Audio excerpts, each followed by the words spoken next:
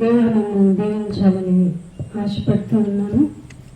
ఇప్పుడు ఒక మంచి మాటలు విన్నారు. దేవుని యొక్క ఆలోచనను నేర్చుకోవటం, తెలుసుకోవటం అనేది మానవునికి ఉన్న ఏకైక లక్షణం, ఉండాల్సిన లక్షణం. స్వాభావికంగా దేవుని గురించే నేను నేర్చుకోవాలి, దేవుడు ఏం చెప్పాడో తెలుసుకొని ఆ ప్రకారం నేను ఉండాలి అని మనిషి ఆలోచించాలి. కానీ మనిషి భూమి మీదకి వచ్చిన తర్వాత ఎలా అయిపోయిందంటే తన పరిస్థితి, నేను బాగుండాలి, నేనే బాగుండాలి, నేను మాత్రమే బాగుండాలి వరకు వచ్చేసి అసలు నేనే బాగుండాలి అని ఫిక్స్ అయిపోయిన మైండ్ కలిగిన సొసైటీలో మనం ఉన్నాం. అలాంటి మనస్తత్వం కలిగిన సమాజంలో దేవుని మాట రుచిస్తుందా? అసలు రుచి చూపించదు కదా, ఇంట్రెస్ట్ కూడా చూపించదు. కానీ దేవుని మాటను ప్రకటించుకోవాల్సిన ఆవశ్యకత దేవుని పక్షాన ఉన్న ప్రజలది కనుక మీకు ఈ మాట సరిగా అర్థం అవ్వాలి. మాటలు తెలుసుకోవాల్సిన ఆవశ్యకత ఎంతైనా ఉంది. దేవుని గురించి తెలుసుకోవడము అంటే దేవుడికి నేను ఏ విధంగా ఇంప్రెస్ చేయగలను? ఫస్ట్ ఆఫ్ ఆల్ మనిషి ఆలోచించేది ఇదండి.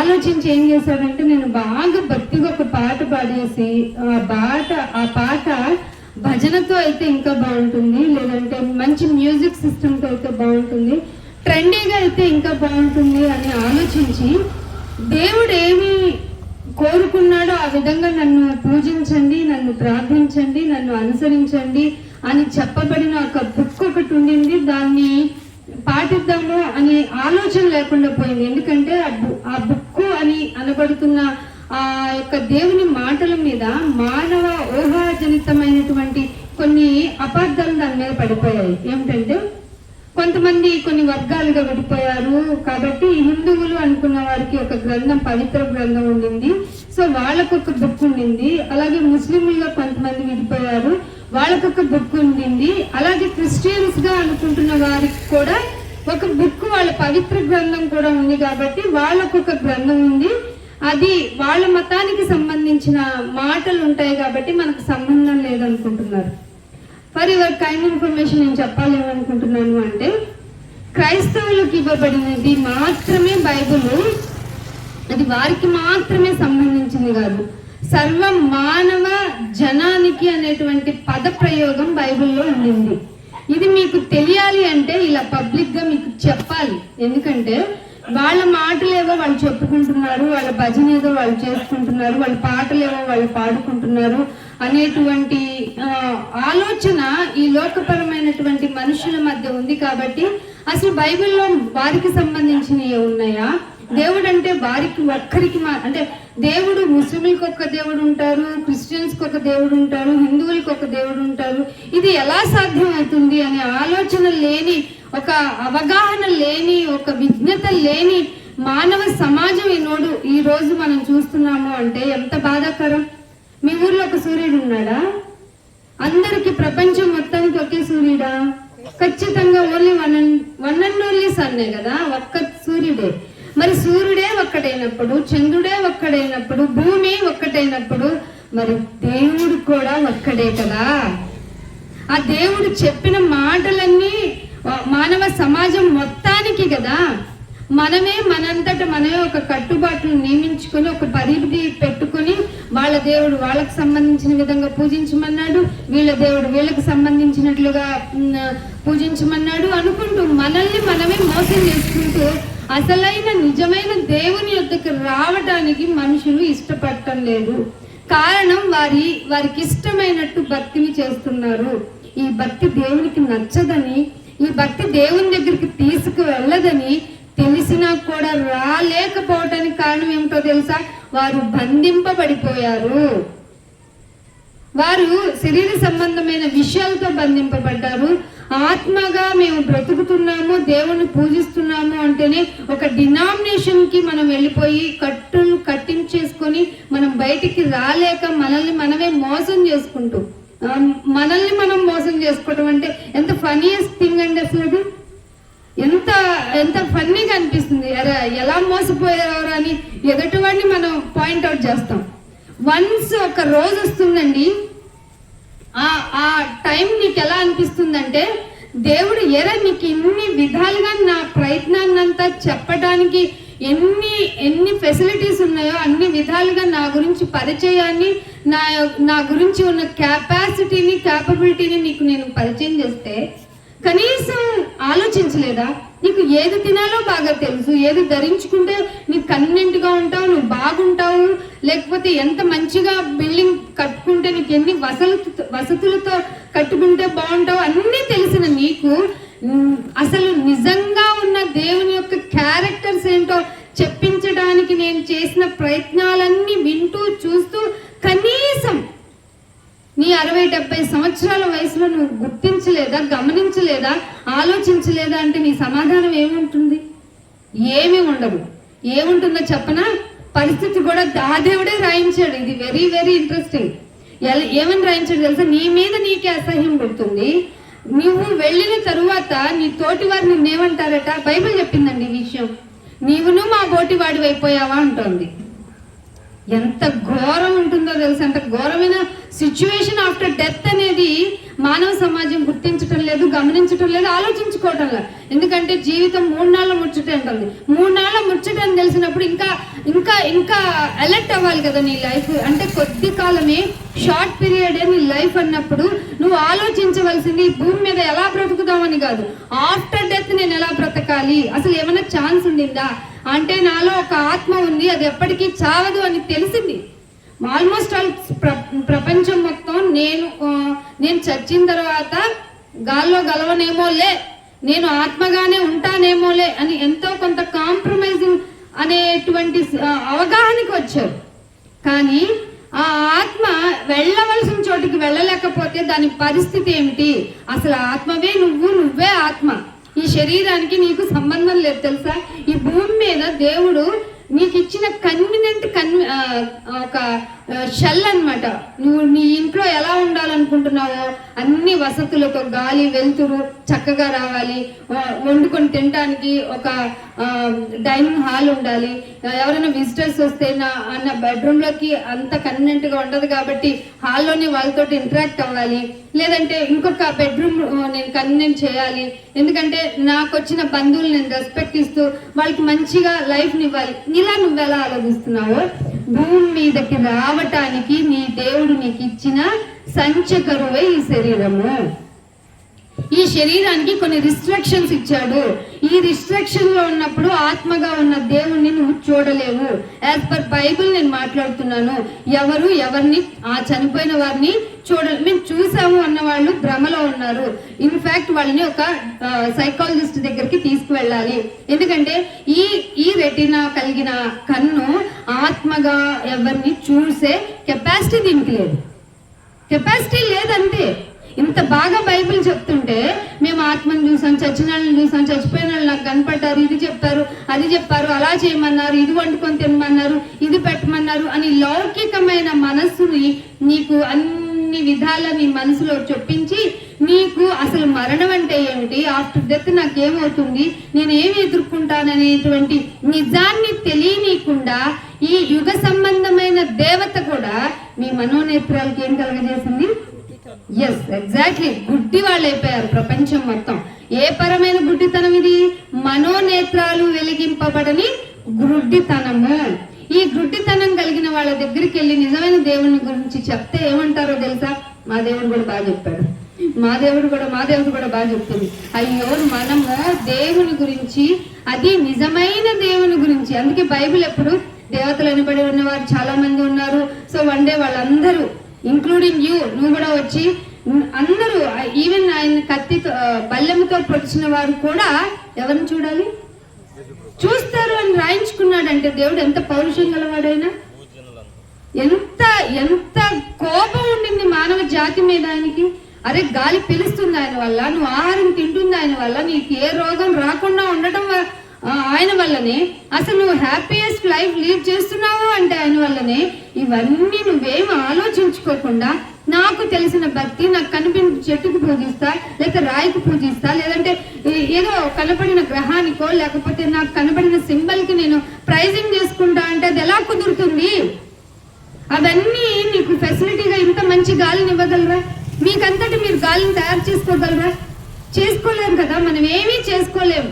అసలు మనం చాలా చాలా చిన్నవారం. దేవుని యొక్క సపోర్ట్ మనం లేకపోతే మనం ఏక శరీరం అందరం ఎట్ ఏ టైం, మానవ సమాజం మొత్తం ఎక్కడైతే మానవ మనుగడ జరుగుతుందో ఆ మానవాళి మొత్తం ఒకేసారి ఎట్ ఏ టైం చనిపోతారు.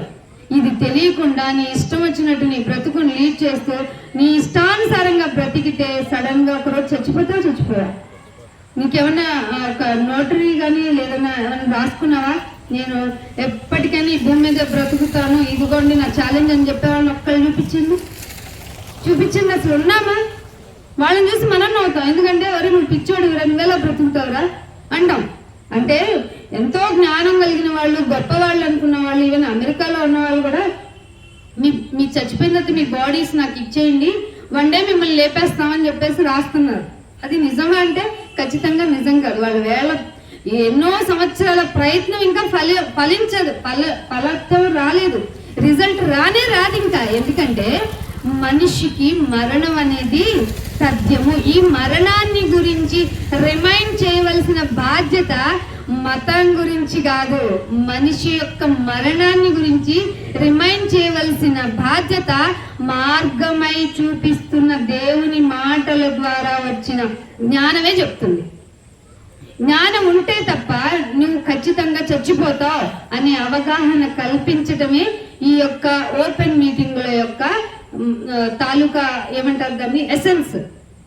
మీకేదో ఇబ్బంది పెట్టాలని కాదు, మీ గురించి ఏదో మీకేం తెలీదు మాకంతా తెలుసు అనే ఒక ప్రౌడ్నెస్ మాలో లేదు.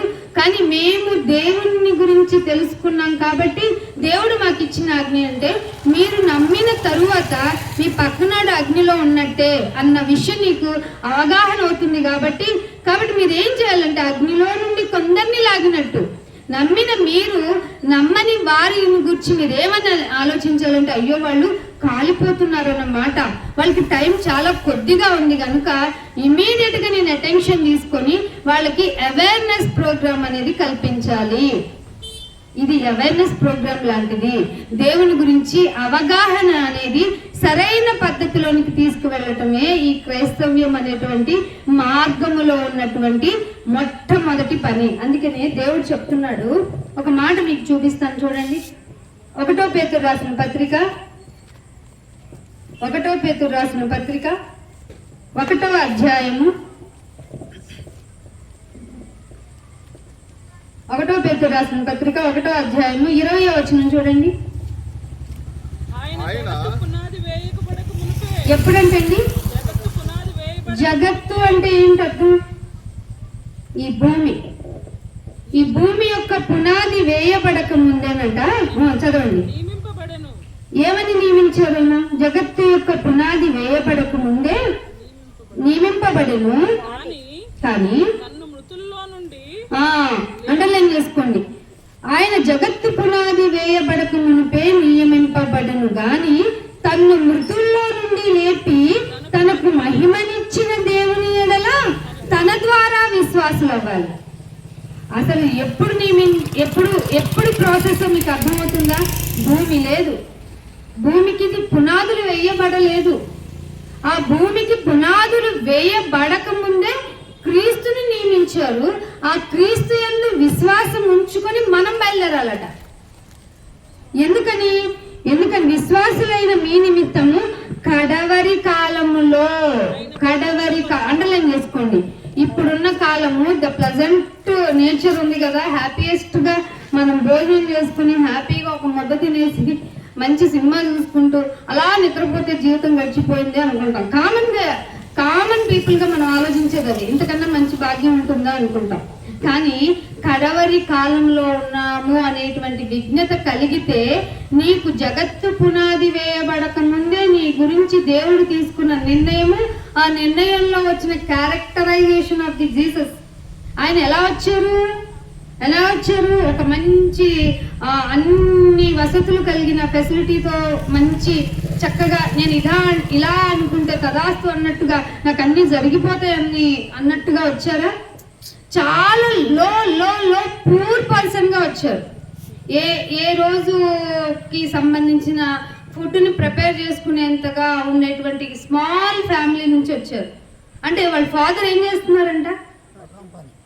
కార్పెంటింగ్ పని చేసుకుంటున్నారు. అంటే ఎట్లా ఉంటుంది చెప్పండి బడ్జెట్? ఏ రోజుకి ఆ రోజు సంబంధించి ఆ టైంలో ఎకానమీ అంతగా డెవలప్ అయిన టైంలో, పరిస్థితులు ఏమి అంతగా బాగోని టైంలో అది ఆ దేశంలో ఆ ఊరిలో, అందుకే అసలు అన్నారు దానిలో నుంచి ఏదైనా విలువైనది వస్తుంది ఆ ఊర్లో నుంచి అనే సామెత కూడా ఉందట. కానీ దేవుడు అక్కడి నుంచి ప్రపంచం మొత్తానికి వెలుగు కలిగించడానికి జగత్తు యొక్క పునాది వేయబడక ముందు ఏర్పాటు చేసుకున్నాడట. ఏమని? మృతుల్లో నుండి లేపాలి. ఇది కాన్సెప్ట్. ఈ కాన్సెప్ట్ మీరు అనుకున్న ఏ మతాల్లో లేదు, ఏ మత గ్రంథాల్లో అంతకన్నా లేదు. మృతుల్లో నుండి లేపబడటం అనేది కాన్సెప్ట్ ఎక్కడా లేదు. ఈ కాన్సెప్ట్ క్రిస్టియానిటీ అనేటువంటి ఒక మార్గం ద్వారానే వస్తుంది. చచ్చిన తర్వాత ఆ క్యారెక్టరు, ఆ చాప్టర్ అంతా క్లోజ్ అనుకుంటుంది ఈ లోకం. ఇది తప్పు. ఏమిటంటే చచ్చిన తర్వాతనే అసలు జీవితం ప్రారంభం అవుతుంది. ఇది షార్ట్ పీరియడ్ అని నీకు తెలిస్తే దీని తర్వాత పెద్ద లోకం ఒకటి ఉండింది. ఆ లోకంలో నువ్వు బ్రతకాలి. అందుకోసమే జగత్తు యొక్క పునాది వేయబడక ముందే తన కుమారుని నియమించుకున్నారు. ఆ కుమారుని ద్వారా నువ్వు విశ్వసించాలి. నేను డైరెక్ట్ గా పోతానన్నా దేవుడు ఒప్పుకోడు. ఎందుకంటే డైరెక్ట్ గా దేవుడిని ప్రసన్నం చేసుకునే ఫెసిలిటీని మనం కోల్పోయాము. ఎందుకంటే అందరము పాపులము, అపరాధులము, పాపంతో చచ్చిపోయాం, ఇంకా ఆయన దృష్టిలో చచ్చిన వాళ్ళం.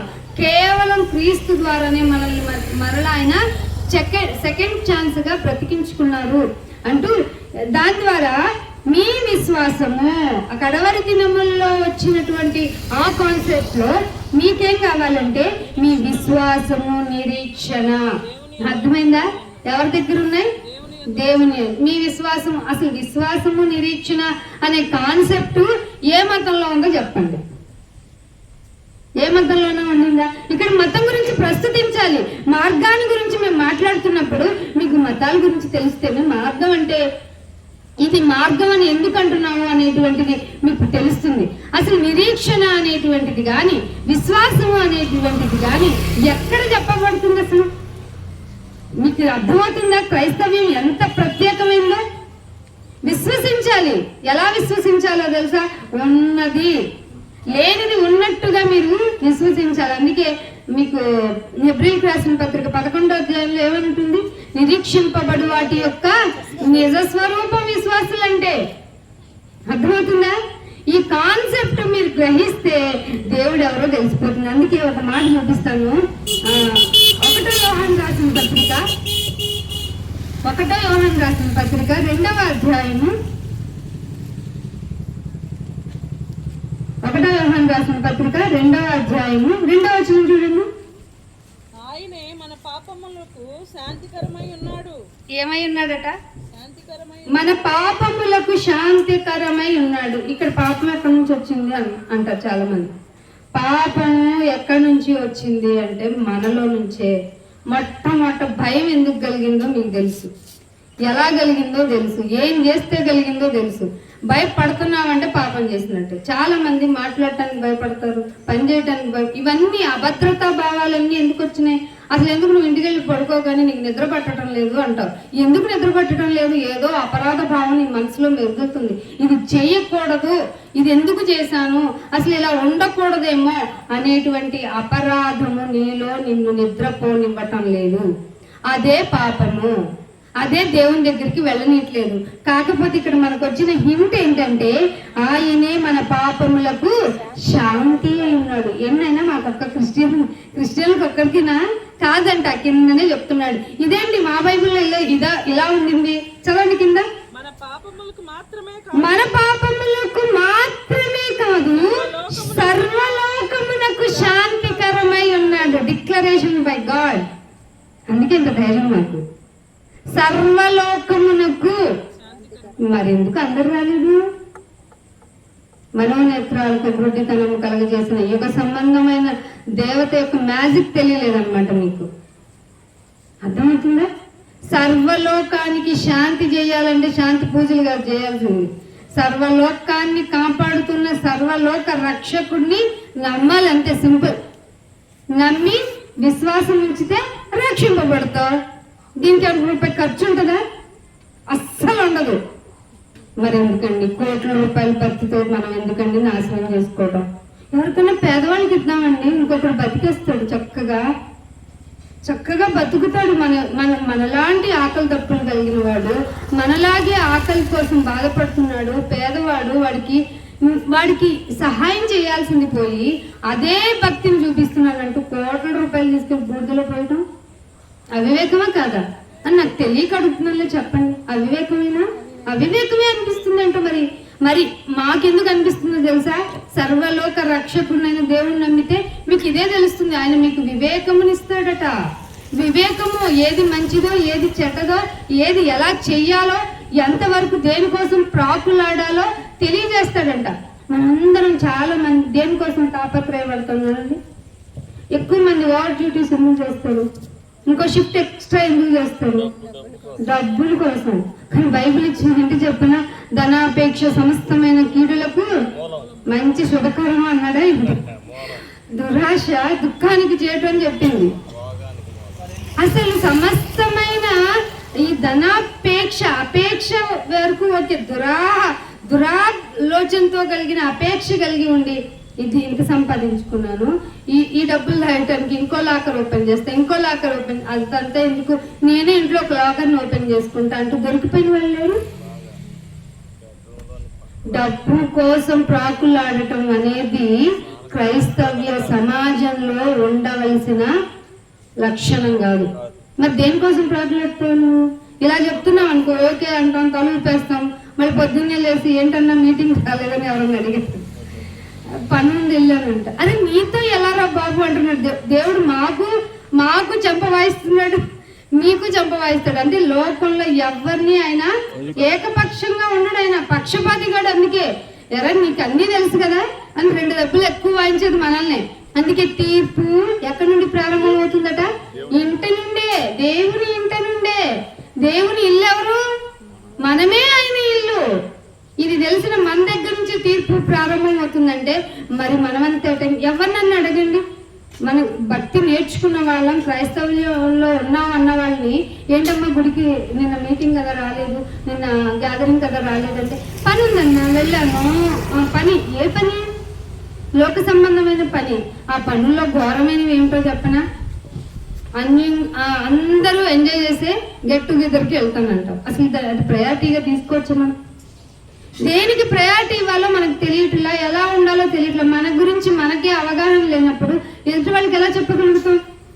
కాబట్టి ధనాపేక్ష సమస్తమైన కీడులకు మూలం అని చెప్పిన దేవుడు ఒక్క దేవుడే. అదే సర్వలోకానికి శాంతి ఇచ్చే దేవుడు. అర్థమవుతుందా మీకు? చాలా మంది ధనం ఎక్కువ అవుతుందన్న ఇంట్లో నెమ్మది లేని శాంతి పూజ చేయాలంటాడు శుభ్రంగా. అయ్యో అలా అక్కర్లేదంట. దేవుడు చెప్పిన సింపుల్ చిట్కా ఎంత చెప్పిన, అసలు ధనాపేక్షే ఉండకూడదు నీకు అన్నాడు. అయిపోలా చక్కగా అసలు స్మాష్ చేస్తాడు.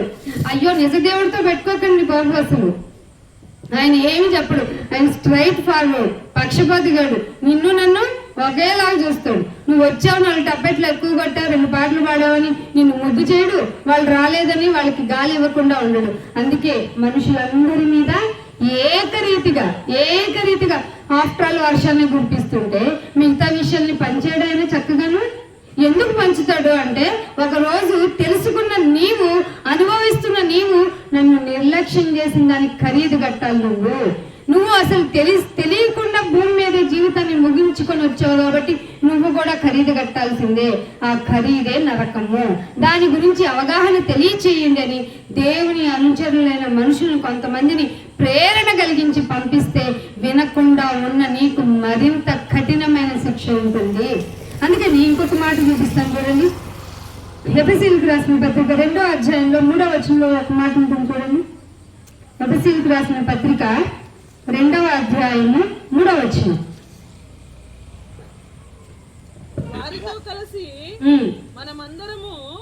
వారితో కలిసి అంటే లోకంలో ఉన్న వారందరితో కలిసి మనమందరము శరీరము యొక్కయు మనసు యొక్కయు కోరికలు నెరవేర్చామా లేదా మనందరం? శరీరం ఏది చెప్తే అది. శరీరానికి ఈ రోజు చికెన్ తినాల్సిందే, రోజు బేకరీ సండే చికెన్ మటన్ కావాలి అంటే తెచ్చేసుకున్నాం. తెచ్చుకొని తినడం వల్ల నష్టమేం లేదండి. తెచ్చుకొని తిని త్రాగి ఆటకు లేచి అలసట వచ్చి నిద్రపోతుంది, దేవుడికి కోపం వస్తుంది. నాయనా ఈ రోజు ఇచ్చిన ఫుడ్ని బట్టి, అది ఒక జీవి బలైపోయి నాకు ఆహారాన్ని శక్తిని ఇవ్వటానికి నువ్వు ఒక జీవిని భూమి మీద ఇచ్చినందుకు నేను ఇంకను నీ పని చేసి అనేక మందికి నీ యొక్క శక్తి గల నామమును ప్రకటించుటకు మరింత తెలివి, విఘ్నత, జ్ఞానము ఇవ్వు. అందుకు ఫెసిలిటబుల్ గా నన్ను నేను ప్రేరేపించుకొని అనేక మంది చెప్పటానికి నా నోరును నేను ఉపయోగించాలి. ఇలా ప్రార్థన చేస్తే దేవుడు ఒప్పుకుంటాడు. కానీ నువ్వు స్కిప్ చేస్తూ ఆయన సండే కూడా రావసలు, సండే లేకుండా మండే లేకుండా ఎప్పుడూ లేకుండా ఉంటావులాగా అలా అందే అంటున్నాడు.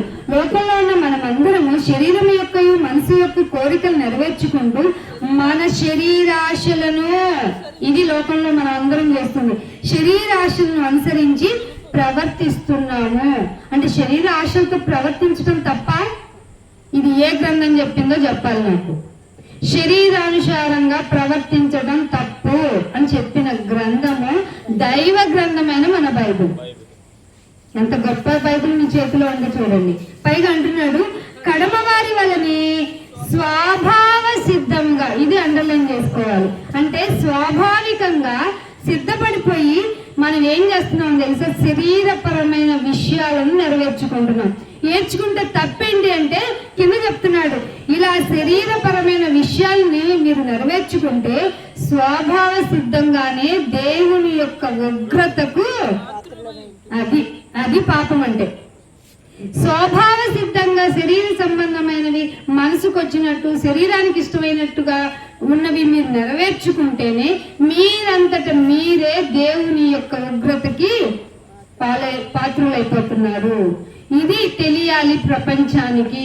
శరీరపరంగా ప్రవర్తించకూడదు. అందుకని రెండో విషయం ఇది ఎందుకు జరుగుతుంది, అసలు ఇలా శరీరపరంగా మేమెందుకు చేస్తాం నాయన, నువ్వు చెప్పిందే చేస్తాం కదా అంటాం. చూడండి రెండో వచనంలో, మీరు వాటిని చేయించు ఏమి, ఇందాక మనం మూడో వచనం చెప్పాను కదా, శరీర సంబంధంగా ఉన్నవన్నీ చేస్తున్నాం కదా, వాటిని చేయించు వాయుమండల సంబంధమైన అధిపతి ఒకడు ఉన్నాడని తెలియక మీరందరూ ఏం చేస్తున్నారంటే, అంటే వాడి క్యారెక్టర్ చెప్తున్నాడు అక్కడ, అనగా అవిధేయులైన వారిని ఇప్పుడు ప్రేరేపించే శక్తి. దేవుడా, దేవుడెవరు అనుకునే ఒక అవిధేయుడు, దేవుడా మా దేవుడే గొప్ప అని ఇంకొకడు, ఈ నామముతో ఈ పేరుతో కనుక నువ్వు జై కొట్టకపోతే నిన్ను చంపేస్తా అనేటువంటి ఒక గ్రూప్. వీళ్ళంతా ఎవరట, ఎవరి వల్ల ప్రేరేపింపబడుతున్నారట, వాయుమండల సంబంధి అయిన అధిపతి ద్వారా అవిధేయుడైన వాడు ఇప్పుడు ప్రేరేపించుతున్నాడు. ఎలాగైనా మిమ్మల్ని పట్టేసుకోవాలి. ఎందుకంటే వాడు ప్రేరేపిస్తాడు. ఎదుట వ్యక్తి మారాడు అంటే వాడికి ఎక్కడ లేని బీపీ వస్తుంది. వాడు ఎన్ని టాబ్లెట్లు వేసుకున్నా వాడికి తగ్గదు. ఒక మనిషి మారితే పరలోకంలో ఎంత సంతోషం కలుగుతుందో అంత తీవ్రమైన రక్తపోటుకు గురవుతాడు మన అపవాది. అర్థమవుతుందా? వాడికి సొత్తుగా ప్రేరేపించబడే శక్తులు ఎవరికి ఉంటాయి అంటే అవిధేయులైన వారికి ఉంటాయి.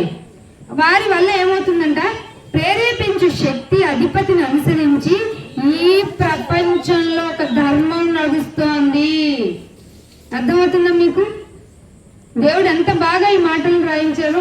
ఈ ప్రపంచ ధర్మము చొప్పున మనం కూడా నడుచుకున్నామండి. మనమేం తక్కువ తిన్నవారం కాదు. ఇప్పుడు తెలుసుకున్నాం కాబట్టి ఈ అవేర్నెస్ ప్రపంచానికి అసలు దేవుడు ఇచ్చిన మనకు ఆజ్ఞ తెలుసు కదా, సర్వలోకమునకు వెళ్ళి, మార్కు సువార్త 16:16 ఏమంటారండి, సర్వలోకమునకు వెళ్ళి. లోకానికి వెళ్ళావా? వెళ్ళలేదు. సో నువ్వు వెంటనే సర్వ సృష్టికి సువార్తను డిక్లరేషన్ చేసే. ఇంతకు మించి ఎక్కువ స్టెప్ ఇన్ అవ్వద్దు, స్టెప్ అవుట్ అవ్వద్దు. అర్థమైందా? నమ్ము నమ్ము నమ్ము, నా మీద ఇది ఇస్తాను నువ్వు చెప్పొద్దు, నన్ను నమ్మమని నువ్వు తాయెత్తులు ఇవ్వటం ఏంటరా, అప్రోచుడా అని అంటాడు దేవుడు. సో ఈ బైబుల్ కాన్సెప్ట్ లో మీకు నమ్మితే ఇది ఇస్తాం అనేది నా దేవుడికి ఇష్టం లేని పని. ప్రపంచ ధర్మము చొప్పున నడుచుకునే వారికి మీరు డిక్లరేషన్ ఇవ్వాలి. మీరు చేస్తున్నది తప్పు, మీరు తెలియకుండానే చేస్తున్నారు. ఎందుకంటే ప్రేరేపించే శక్తి వాయుమండల అధిపతి. మీకేమంటుంది వాయుమండల అధిపతి అంటే? మీకు ఇష్టం వచ్చిన పేర్లు పెట్టుకోవద్దు. బైబిల్ పేరు కూడా చెప్తుంది. అపవాది, అబద్ధికుడు, ఘట సర్పం, ఆది సర్పం, ఇవన్నీ చెప్తుంది. మరి ఇవన్నీ పేర్లు కలిగి ఉన్న ఘట సర్పంను ప్రేరేపించే శక్తి మనుషుల్నే చంపుకునేలాగా వేస్తున్నప్పుడు మనుషులు ఎలక్ట్ అవ్వాలా లేదా? ఎలక్ట్ అవ్వాలంటే దేవుని మాట ప్రకారమే కదా ఎలక్ట్ అవ్వాలి. మనిషి ఇంకొకటి చెప్పొచ్చేవలేరా అంటాడు. అవునా కదా? ఎందుకంటే ఎవరు మంచి వాళ్ళం కాదు, ఎవరు గొప్ప వాళ్ళం కాదు. నువ్వు పిచ్చివాడివే, నేను పిచ్చిదాన్ని, అందరం పిచ్చివాళ్ళమే. అందరము అంతటా ఏం లేకుండా ఉన్నాము, మారు మనసు లేకుండా ఉన్నాం. కాబట్టి దేవుని ఉగ్రతకు పాలైపోయాం. సో ఇప్పుడు మనకి ఏం కావాలి? దేవుని మాట అనే ఔషధం మనిషిని బ్రతికించాలి. ఆ మాటే ఈ యొక్క ధర్మశాస్త్రము. అందుకంటే కీర్తన చూడండి, 119వ కీర్తన 119వ కీర్తన 54వ వచనం చూడండి, 56వ వచనం. నీ ఉపదేశమును అనుసరించి నడుచుకొనుచున్నాను. నీ ఉపదేశమును అనుసరించి నడుచుకుంటున్నాను నాయనా. అది ఏమిటట? ఉపదేశం వల్ల లాభమా అనకండి. ఉపదేశం పొందడం దేవుడిచ్చిన వరం. అర్థమవుతుందా మీకు? నీ ఉపదేశమును పొంది ఉన్నాను, అదే నాకు వరం అనుకుంటున్నాను. నెక్స్ట్ యెహోవా నీవే నా భాగము, నీ వాక్యములను అనుసరించి నడుచుకొందునని నేను నిశ్చయించుకొని ఉన్నాను. ఇది రావాలి. నీ వాక్యమును అనుసరించి నేను నడుచుకుంటాననే నిశ్చయత నీలో వస్తేనే మారు మనసు వస్తుంది. లేకపోతే ఎన్ని మాటలు విన్నా, ఎన్ని విధాలుగా చెప్పినా నీలో ఏ మార్పు ఉండదు. అందుకనే ఒక మాట చూపిస్తాను. మత్తయి సువార్త, మార్కు సువార్త 1వ అధ్యాయము 15వ వచనం. మార్కు సువార్త 1వ అధ్యాయము 15వ వచనం చూడండి. కాలము సంపూర్ణమై ఉన్నది. ఒక్క నిమిషం అండి.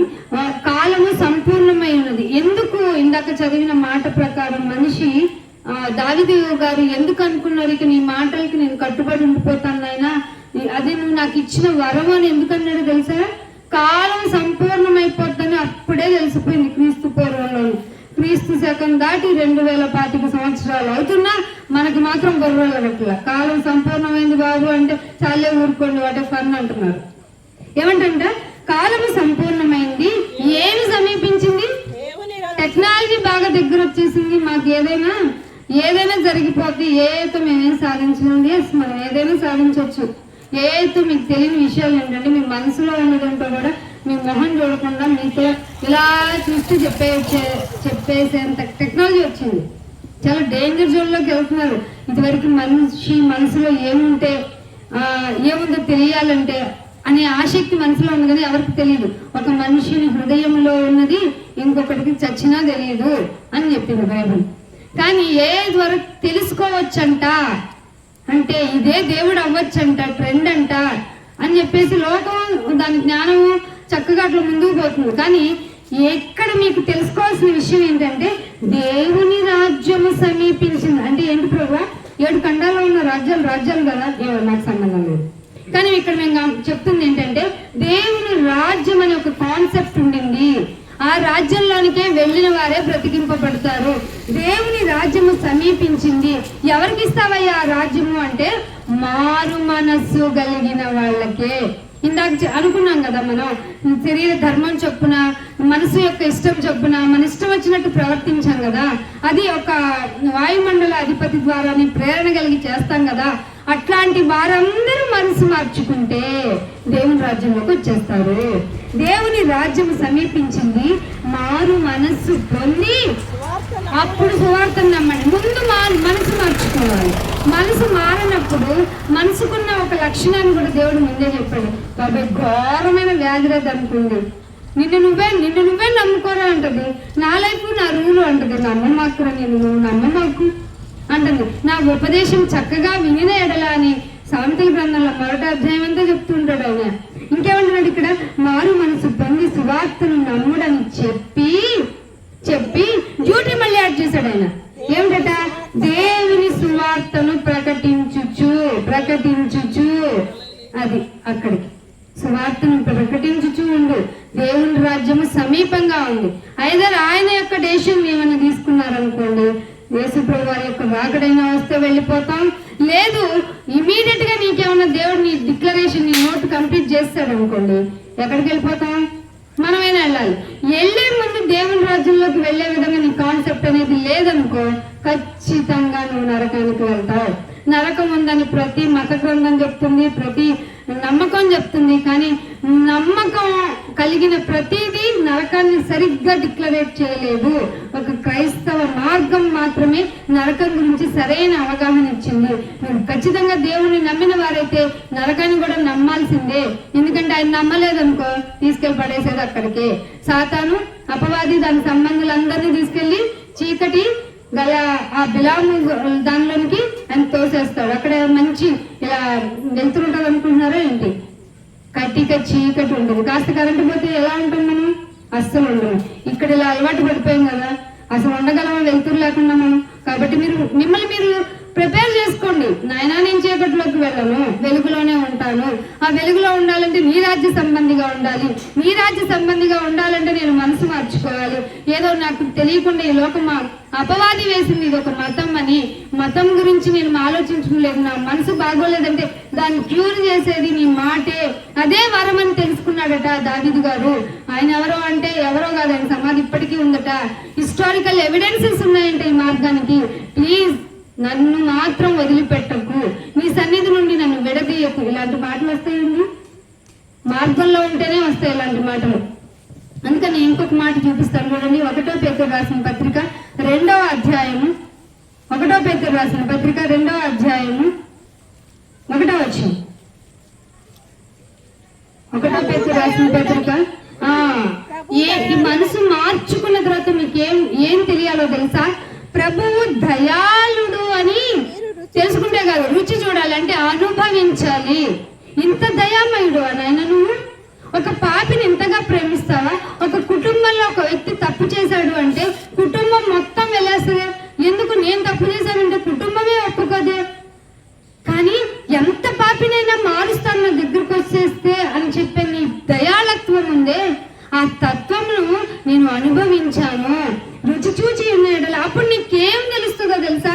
సమస్తమైన దుష్టత్వము, సమస్తమైన కపటము, వేషధారణ, అసూయ, సమస్తమైన దూషణ మాటలు మానేస్తాడు. ఇది బైబిల్ కాన్సెప్ట్. ఈ కాన్సెప్ట్ లో మతం ఎక్కడుంది? సమస్తమైన దుష్టత్వం అంటే మతమా? సమస్తమైన దూషణ అంటే మతమా? ఇంకేం చెప్తున్నా? అసూయ అంటే అసూయ వల్లనే హత్యలు కూడా జరిగిపోతున్నాయంటే, మత్సరం వల్లనే ప్రాణాలు పోతున్నాయంటే ఇది మతం అంటారా? మార్గం అంటారా? అవగాహన సదస్సులు ఇవన్నీ. ఏమంటున్నాడు? దుష్టత్వము, దుష్టు నుంచి వచ్చే తత్వం ఏంటంటే తెలుసా? ఫస్ట్ హత్య ఎలా జరిగింది చెప్పండి? అప్పుడనే యాక్సెప్ట్ చేశాడన్న అసూయ. అసూయకి పిల్లలు పడింది అప్పుడే. ఏం లేదు, రాయి తీసుకుని చంపేశాడంటే తన బ్రదర్ని. అక్కడ మొదలైన హత్యలు, మారణ కాండలు. భయం వేస్తుంది కదా మనిషిని చంపేసుకుంటుంటే.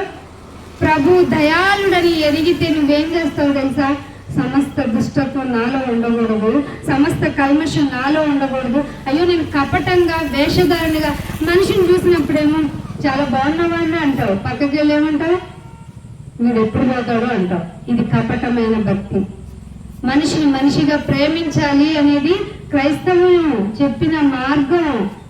ఏమంటున్నాడు ఇక్కడ? అసూయను, సమస్తమైన దూషణ మాటలు కూడా మానేసి కొత్తగా జన్మించిన బిడ్డను చూస్తే ఎలా ఉంటుంది నీ ఫీలింగ్? తెల్లగా చిన్ని నాన్న అని వాడి లాంగ్వేజ్ లో మాట్లాడేస్తూ ఉంటావు. వాడి దగ్గర నీకేం ఫీలింగ్ ఉండదు. వాడిని చూసి అసహించుకో, వాడితో మాట్లాడాలనే ఇష్టపడుతూ ఉంటావు. నిన్ను కూడా దేవుడు అలా ఉండాలంటున్నాడు. ఇది మతం అంటారా? కొత్తగా జన్మించినట్టుగా ఉండండిరా నాన్న. మీలో ఏ కపటం ఉండకూడదురా, ఏ దుష్టత్వం ఉండకూడదురా. ఎందుకురా మాట్లాడితే బూతులు మాట్లాడతారు? ఎమ్ము ఎల్లు అని తిట్టుకోవడం ఏంటారు? మీరు మానవ సమాజం అయ్యింది. మీకు మంచి భాషా జ్ఞానం ఇచ్చాను, ఇన్ని భాషలు ఉంటే ఎక్కడ నేర్చుకున్నారా కొత్త భాషలు మీరు? సమస్తమైన దూషణ. ఎదుట వ్యక్తిని మామూలుగా మాట్లాడటం చాలా మంది ఇష్టపడరు. బూతులతో మాట్లాడి వాడిని కించపరచడం ప్రతి మనిషికి అలవాటైపోయింది. అలాంటి అలవాటు నుండి మార్పించాలనేది ఒక మతం అంటారా? మీరు చెప్పాలి, మీకు అవగాహన కలగాలి. మీలో అవగాహన లేకపోతే మీరు కూడా మతాన్ని ఆచరిస్తున్నానేమో. అందుకే చాలా మంది మతంలోకి మారావా, మతం మార్చుకున్నావా? ఇలాంటి మాటలకి మీరు అడ్డుకట్ట వేయకపోతే క్రైస్తవ్యం మీద అపవాదులు వచ్చేస్తున్నాయి. ఏమంటున్నాడు? మరి కొత్తగా జన్మించిన శిశువులను పోలిన వారే నిర్మలమైన వాక్యం ఎలాంటిదంట? Very transparency. నిర్మలమైన వాక్యమును పాల వలన రక్షణ విషయంలో ఎదగాలి. ఏమండి, లోకంలోనే మా బాధలు ఎవరికి తెలుసు? మాకు అప్పులు ఉన్నాయి, బాధలు ఉన్నాయి, వేదనలు ఉన్నాయి, రోగాలు ఉన్నాయి. ఇవన్నీ ఉంటే ఈ వాక్యం ఏంటి, గోల్ ఏంటి అనకండి. ఇవి మీకు సంబంధం లేని విషయాలు.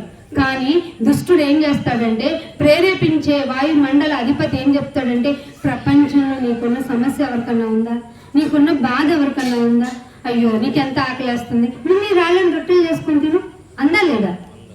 అసలు నువ్వు గొప్పోడివి కదా, ఇదిగో ఇంత ఫ్రాక్షన్ ఆఫ్ సెకండ్లో లోకాన్ని చూపించేస్తాను, నువ్వు ఒక్కసారి నాకు మొక్కే ఇది నీదే అని చెప్తుందా లేదా? ఆయనకి ఆ రేంజ్లో చెప్పింది, నీకు చిన్న చిన్నవి చూపించి నువ్వు ఇదిగో ఇప్పుడు కోడానికి వెళ్ళటం ముఖ్యమా, ఆరాధనకు వెళ్ళటం ముఖ్యమా, దేవుని కొరకు ఉండటం ముఖ్యం, పనికి పోతే పోలా అనిపిస్తుంది. పనికి పోతే పోతుంది, ఏం పోతుందో తెలుసా? నీ ఆత్మ పోతుంది. ఆత్మని ఎవ్వరు పోనీ చచ్చిపోద్ది ఆత్మ అంటే చావదు, ఆత్మకి చావు లేదు. అసలు ఇది మతం అని ఎలా అంటున్నారు? ఆత్మకు చావు లేదు అని చెప్పడం మానవ సమాజానికి ఎంత ఉపయోగకరమో తెలుసా? నీకు ఇప్పుడు తెలియదు, నీకు ఇప్పుడు అసలు తెలియదు, కానీ చెప్తూనే ఉండాలి. అందుకే సర్వలోకమునకు సర్వ సృష్టికి ఏం సాక్షార్థమై ఇదిగో ఈ మాటలు నీకు వినిపిస్తున్నాయి, నీకు మాత్రమే వినిపిస్తున్నాయి. నీకు అవసరం ఏమో, మేబీ నీకు తర్వాత నీ లైఫ్ ఉండకపోవచ్చు, అందుకే ఈ మాటలు ముందుగానే నీకు వినిపిస్తున్నాయి, సాక్షార్థమై వినిపిస్తున్నాయి. నువ్వు మారు మనసు పొందలేదు అంటే ఖచ్చితంగా ఆయన న్యాయపీఠం ఎదుట ప్రత్యక్షం అవుతావు. అప్పుడు ఏమని ఆన్సర్ చేస్తావు? నా బాధ ఏంటో తెలుసంటావా? నా రోగం ఏంటో తెలుసంటావా? నా ఆర్థిక ఇబ్బంది తెలుసంటావా? నా కుటుంబ బాధ్యతల గురించి నీకు తెలుసా అని అంటావా దేవునితో? ఆయనే నీ గురించి చింతిస్తూ ఉన్నాడు. ఆ మాట చూపిస్తాను చూడండి.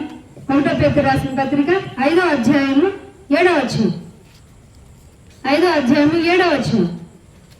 ఆయన మిమ్మల్ని గూర్చి ఏ దేవుడన్నా ఇట్లా డిక్లరేషన్ ఇచ్చారో? మీరు దేవుడు అనుకున్న వాళ్ళు ఎవరైనా? సార్ మాకేమో తెలియదేమో, మేము చదవలేమేమో, వద్దులేమో, నిరక్షరాసులేమో, మీరు చెప్పండి. పోనీ దేవుడు చింతపట్టం ఏమిటండి? దేవుడట ఆయన మిమ్మల్ని గురించి చింతించున్నాడు గనుక మీకేదైనా చింత ఉందా? మీకేదైనా చింత ఉందా? చింత యావత్తు ఆయన మీద వేయండి. అలా చెప్పింది దేవుడు చూపించాలి. మరి ముందు చింత యావత్తు ఆయన మీదే వేయండి. ఎందుకునైనా నువ్వు చింతిస్తున్నావు మా గురించి, నీకేంటి బాధ అంటే, నిబ్బరమైన బుద్ధి గలవారే మెలకుగా ఉండండి రా నాన్న. మీరు ఈ లోక సంబంధులుగా ఉండి మీ శరీర ప్రకారం మీ మనసు ప్రకారం నడుచుకుని ఆయన కోపోద్రేకానికి గురైపోతున్నారు కాబట్టి నిబ్బరమైన బుద్ధి గలవారే మెలకుగా ఉండండి. ఎందుకంటే మీకు ఒక ఎనిమి ఉన్నాడు, అది మీ పక్కింటోడు కాదు, మీ పక్క దేశంలోడు కాదు, ఎవరు కాదు, మీ విరోధి అయిన అపవాది. ఇది ఏ మతంలో చెప్పబడింది? మేము చెప్తున్న మార్గంలో మాత్రం ఇలాంటి గొప్ప విషయాలు తెలుస్తాయి. ఇందుకే మాకు గర్వం. యెహోవా దేవుడుగా గల జనులు ధన్యులు పో, అంతే. ఇంకా ఏమంటున్నాడు? మీ విరోధి అయిన అపవాది గర్జించు సింహం వలె మింగెత్తని తిరుగుతున్నాడు. మింగేస్తాడట. గర్జించు సింహం ఏమన్నా చాలా మెల్లగా వస్తుందా? అది ఎంత క్రూరంగా ఎదురు చూస్తుంది అనుకున్నాను నీ గురించి, నా గురించి. గర్జించు సింహం వల్ల ఎవరిని మింగుదునా అని వాడు వెతుకుతూ తిరుగుతున్నాడంటే అందుకు అరే నా బిడ్డ ఎక్కడ ఈ శరీర సంబంధంలో లోక సంబంధమైన విషయాల్లో ఫ్రస్ట్రేట్ అయిపోయి లోకంలో కొట్టుకొని పోతాడో అనుకుని నీ గురించి నేను చింతిస్తుంటే నువ్వేమో నా చింత నా బాధ అంటావు. అసలు నీ ఆహారం కోసం చింతించొద్దు, నీ వస్త్రం కోసం చింతించొద్దు. ఆఫ్టర్ ఆల్ చిన్న స్పారో పిచ్చుకను నేను పోషిస్తున్నాను, వాటికంటే మీరు చెప్తాం కానీ బాధ మాత్రం వదిలిపెట్టాం. అంతే, సింపుల్ కదండి. ఇది మతం అంటారా? ఎంత మంచి మాటలు ఈ రోడ్లో నీకు భాగ్యం కలిగించే వరం ఇది. ఇంత మంచి మాటలు మీకు వినిపించడం దేవుడు ఎంతగా ప్రేమిస్తే తప్ప మీకు ఈ మాటలు వినపడతాయి చెప్పండి? మీరు మర్చిపోయారు నిజ దేవుణ్ణి, సర్వలోకమునకు శాంతికర్త అయిన ఆ మహాదేవుని మర్చిపోయారు, ఆయన ప్రిన్సిపల్స్ మర్చిపోయారు, ఆయన బతకమన్న విధానం మర్చిపోయి మీకు ఇష్టమైనట్టుగా బ్రతుకుతున్నారు. కాబట్టి మనిషిని కొట్టేస్తున్నాడు, మనిషిని చంపేస్తున్నాడు, మనిషిని పూర్తి చేస్తున్నాడు. మనిషే అనుకుంటున్నాం. రాష్ట్రాన్ని దేశాన్ని అసలు వదిలిపెట్టడంలా, ఎవరిని ప్రేమించటంలా. నిన్ను వల్లే నీ పొరుగు వాడిని ప్రేమించు. ఇది మారు మోగించాలా లేదా? ఇది చెప్పాలా లేదా? ఖచ్చితంగా చెప్పి తీరాలి. ఈ మతాన్ని ఖచ్చితంగా మనుషుల్లోకి తీసుకువెళ్తే తప్ప మానవ జీవితానికి ప్రక్షాళన అనేది జరగదు.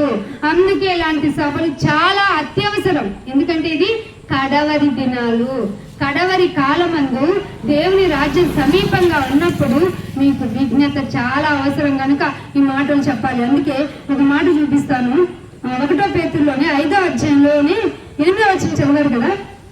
ఫిలిప్పీలకు రాసిన పత్రిక 2వ అధ్యాయం 12వ వచనం చూడండి. ఫిలిప్పీలకు రాసిన పత్రిక 2వ అధ్యాయం 12వ వచనం. 2వ అధ్యాయం. నా ప్రియులారా, మీరు ఎల్లప్పుడూ విధేయులై ఉన్న ప్రకారము నా ఎదుట ఉన్నప్పుడు మాత్రమే గాక మరి ఎక్కువగా నేను మీతో లేని ఈ కాలము అంటే కడవరి కాలమందు భయముతోను వణుకుతోను మీ సొంత రక్షణ అంటే మిమ్మల్ని మీరు కాపాడుకోవడం. అదే బాప్తిసం అంటుంది. అది ఫిజికల్ గా చూపించటం. బాప్తిసం అంటే సొంత రక్షణ ఎలా ఉంచాలంటే కొబ్బరికాయ కొట్టేసి వచ్చి, లేదంటే దండం పెట్టేసి వచ్చి, దేవుడి గుడికి వెళ్ళేసి వచ్చి అంతా అక్కడితోనే వదిలేయడం కాదు భక్తి అంటే. నేను లేని టైంలో కూడా మరింత భయముతోనూ మరింత వణుకుతోనూ మీ రక్షణని కాపాడుకోవాల్సింది. ఎందుకండి? ఇందాక చదివాం కదా, మీ విరోధి అయిన అపవాది గర్జించు సింహం వల్లే తిరుగుతున్నాడు. సొంత రక్షణను కాపాడుకుంటూనే ఉండాలి. అది నీ రక్షణని కాపాడుకునే ప్రయత్నంలో నీ బంధువులే నీకు విరోధులైపోవచ్చు, నీ సొంత వారే నీకు ఆపోజిట్ అవ్వచ్చు. కాబట్టి మిమ్మల్ని జాగ్రత్తగా కాపాడుకోవాల్సిన బాధ్యత మీ మీదే ఉంది. కానీ ఇదంతా మీరు వినకుండా ఏమంటారంట? యెషయా గ్రంథము 28వ అధ్యాయము ముగింపుకు వస్తున్నాను చూడండి. యెషయా గ్రంథము 28వ అధ్యాయం చూడండి. 22వ వచనం. 28వ అధ్యాయము 22వ వచనం. మీ బంధకములను మరీ బిగింపబడకుండునట్లు. ఆల్రెడీ బిగించి పడిపోయాం మనం.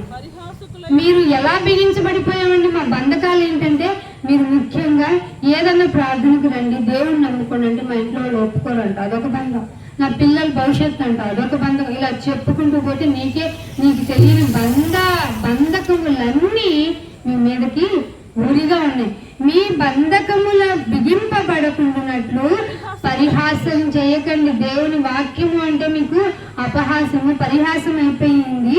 కాబట్టి మీరు పరిహాసకులై ఉండకండి. ఫర్ యువర్ కైండ్ ఇన్ఫర్మేషన్, భూమి అన్నంతటికి నాశనము అనేది ఖండితముగా వచ్చును. భూమి మీదకి ఏముందట? మీరేమనుకున్నా నేను ఇల్లు కట్టుకుని సుఖంగా 100 ఏళ్ళు ఉంటాను అనుకున్నా. అస్సలు ఉండవు. నిజం. మేము చాలా మందిని చూసాం. చాలా విధాలుగా చాలా లగ్జరియస్ విల్లాస్ కట్టుకున్న ఆయన సంవత్సరం కూడా లేడు. మాకు తెలిసి మా ఇంట్లో సంవత్సరం కూడా లేరు ఆయన ఇంట్లో. చాలా ముచ్చటపడి కొనుక్కున్నాడు. ఇలాంటివి ప్రాక్టికల్ గా జరుగుతున్నప్పుడు నీకు ఒక నిజం తెలియాలి. ఏమిటట? లోకం అంతటికి నాశనం అనేది ఖండితంగా వచ్చును. అది నియమింపబడింది. అది ప్రభువు మాకు చెప్పాడు అని యెషయా ఖండితంగా చెప్తున్నాడు. అది మీకు లేఖనాల్లో వ్రాయించబడిందంటే భూమికి నాశనం అనేది కంపల్సరా కాదా? ఖచ్చితం. అందుకనే 2వ దినవృత్తాంతాలు చూడండి. మీరేం చేస్తున్నారో చెప్తున్నాడు. దినవృత్తాంతాలు, ఈ మాటతో లాస్ట్ అండి. దినవృత్తాంతాల గ్రంథము 36వ అధ్యాయము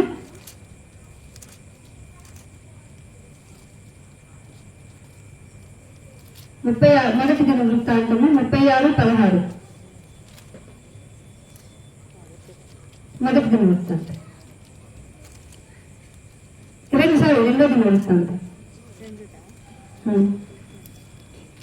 2వ దినవృత్తాంతాల గ్రంథము 36వ అధ్యాయము 16వ వచనం. దేవుని దూతలను ఎగతాళి చేయుచు 15వ వచనం చూడండి. అయితే పెందల కడనే లేచి అని మాట ఉంటుంది. 36వ అధ్యాయం 16వ వచనం. పెందల కడనే లేచి పంపుచూ వచ్చినను వారు దేవుని దూతలను ఎగతాళి చేయొచ్చు. అవునా కదా? ఎప్పుడో పంపించేస్తున్నాడు నాయన, తొందరగా వెళ్ళినాయన, ఎందుకంటే గర్జించే సింహము ఎవరిని ముంగేస్తుందో తెలియదు. పెద్దల కాడ నీ పిల్లల్ని పంపించని ఆయన పంపించేస్తుంటాడట. మీరేం చేస్తున్నారట? దేవుని దూతలను ఎగతాళి చేయొచ్చు, ఆయన వాక్యములను తృణీకరించేస్తున్నారు. ఏ నింద వేసి వాక్యం తృణీకరిస్తున్నారు. ఈ రోజు నీ మనక్షాక్షి నీతో మాట్లాడినా ఒక్కసారి దాని మాట విను. ఆయన ఏం చెప్పిస్తున్నాడో, నీకు ఏ ప్రేరణ కలిగిస్తున్నాడో ఒకసారి ఆలోచించు. ఏం చేస్తున్న? వాక్యమును తృణీకరించుచు వచ్చి ఆయన ప్రవక్తలను హింసించేవారుగా ఈ మానవ సమాజం ఉంది. నువ్వు ఏ గ్రూప్ లో ఉన్నావు? మార్గం అని ఇన్ని విధాలుగా నీకు ప్రూవ్ చేస్తున్నా ఇంకా రక్షణ విషయంలో నిర్లక్ష్యంగా ఉండి నిన్ను నువ్వే మోసం చేసుకుంటే నిన్ను కాపాడేది ఎవరు? ఎవరో మోసం చేశారంటే బాధపడటంలో ఒక అర్థం ఉంది. నిన్ను నువ్వే మోసం చేసుకుంటే పనిష్మెంట్ ఎవరికి ఇస్తావు? అందుకే నీ మీద నీకు అసహ్యం కలిగి నిన్ను నువ్వే కొరుక్కొని పళ్ళు కొరుక్కొని ఏడ్చి ఏడ్చి దాహం అంటే చుక్క నీరు దొరకదట నరకంలో. కాబట్టి నిర్ణయం తీసుకోండి. మతం అని ముద్ర వేసిన దాని నుండి మీరు బయటకు వచ్చి మార్గము, నేనే మార్గము, జీవము, సత్యము, నిజం నమ్మండి అన్న దేవుని మాటను ఒక్కసారి మీ చెవును బట్టి మీ మనసును మార్చుకొని మీ సొంత రక్షణను కాపాడుకోండి. ఇటు ధన్యత దేవుడు మీకు దయచేయాలని కోరుకుంటూ ఇంతటితో నా మాటలు ముగిస్తున్నాను. ప్రార్థన చేసుకుందాం. మహోన్నతుడా, మహాదేవుడా, పరిశుద్ధుడా, మీకు వందనములు, స్తోత్రములు. సర్వ మానవాళికి దేవుడైన నీ మీద ఎన్నో అపనందలు చేసిన మానవుల పట్ల, మానవ జాతి పట్ల నీకున్న ప్రేమను పోగొట్టుకోకుండా నిత్యము దాన్ని నూతనపరుచుకుంటూ మమ్మల్ని కాపాడుతున్నందుకు స్తోత్రములైనా. మా మానవ జాతి మారటానికి మాకు ఇచ్చిన అవకాశం బట్టి స్తోత్రాలు. అందుకు ప్రేరణ కలిగించి ఇదిగో ఈ కుటుంబాన్ని నేను ఇక్కడ ఈ ఊరిలో ఏర్పాటు చేసి ఈ మాటలు వినిపించడానికి ఈ గ్రామానికి మీరు ఇచ్చిన చక్కని అవకాశం బట్టి మీకు స్తోత్రం. మీరు ప్రేరేపించబడి చెప్పబడిన ప్రతి మాట సాక్షార్థంగా ఉంది కనుక మారవలసిన వారికి దయచేసి సమయాన్ని ఇవ్వమని మా ప్రార్థన, మా ప్రాధాన్యత. తండ్రి, మేము అనుకున్న దానికంటే మీరు అనుకున్న లక్ష్యం చేరాలి అంటే మా యొక్క చింతలన్నీ మీ మీద వేయవలసిన అవసరం ఉంది కనుక ఈ లోకపు చింతలతో మెలిగిన ఈ ప్రజలు ఎవరైనా ఉన్నాయనైనా వారితో మీరు మాట్లాడండి. చింత యాగత్తు నా మీద వెయ్యి అన్న మీ యొక్క మాటను వారు తెలుసుకుని ప్రభా మీ కొరకు నిలబెట్టడానికి మరి మనసును ప్రేరేపించండి, పురుకొల్పండి. తండ్రి, మేమందరము నీ కొరకు బ్రతుకుతున్నాము కనుక లోకం ఎప్పుడు నీ కొరకు బ్రతుకుతున్న వారిని అపహాస్యం చేస్తుంది కనుక మేము నాన్న నిందను భరిస్తూ నీ నామాన్ని ప్రకటించే వారంగా ఉండి ముందుకు సాగిపోయే వారంగా ఉండండి. ఈ గ్రామాన్ని దీవించండి, కుటుంబాన్ని దీవించండి. అందరికీ మంచి మనసుతో నన్ను నింపి మీరే మహిమ పొందమని యేసుక్రీస్తు వారికి పరిశుద్ధమైన నామాన్ని ప్రార్థన అడుగుతున్నాను పరమ తండ్రి. ఆమేన్. అందరికీ వందనాలండి. Thank you. వాళ్ళకి గాడ్ బ్లెస్ యు.